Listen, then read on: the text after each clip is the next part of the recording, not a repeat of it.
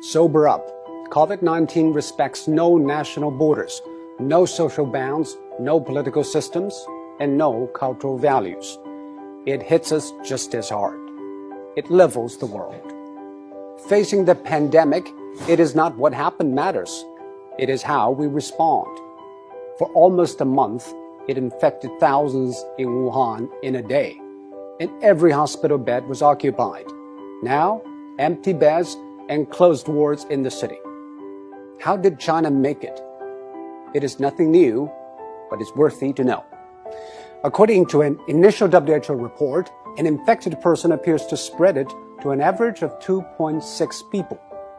And after 10 generations of transmission, with each taking 5 or 6 days, that one initial case has spawned 3,500 in matters of days. And that is what the world is seeing. What China did is to break the cycle by human intervention. The scale unprecedented in history. Extreme, draconian, and aggressive. These are the words used to describe China's response. But now, people have come to terms with the new norm, lockdown.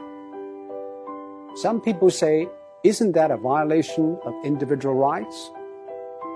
Actually, the balance between individual rights and public safety is always an ever-changing equation.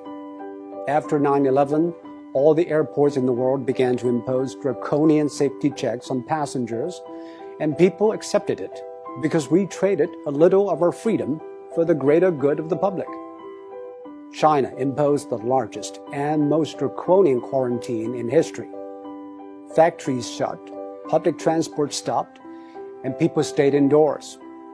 By doing that, it flattened the curve.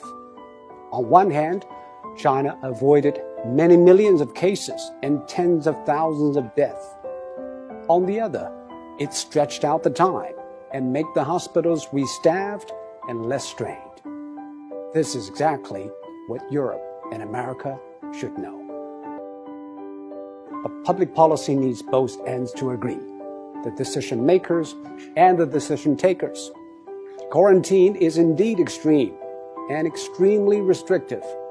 It needs the people in lockdown to be honest and cooperative. I think what the people of Wuhan did was exceptional.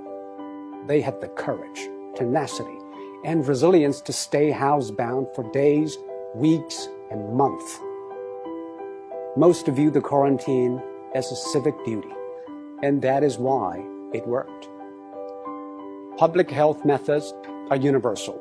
They either work or they don't. We are all human beings.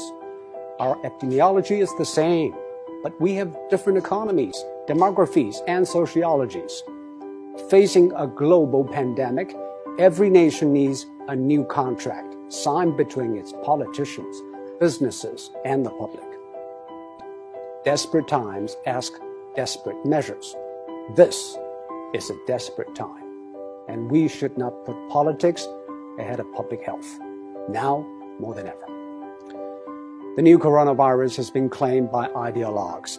Donald Trump said it justified tighter border control. Bernie Sanders linked it to free healthcare.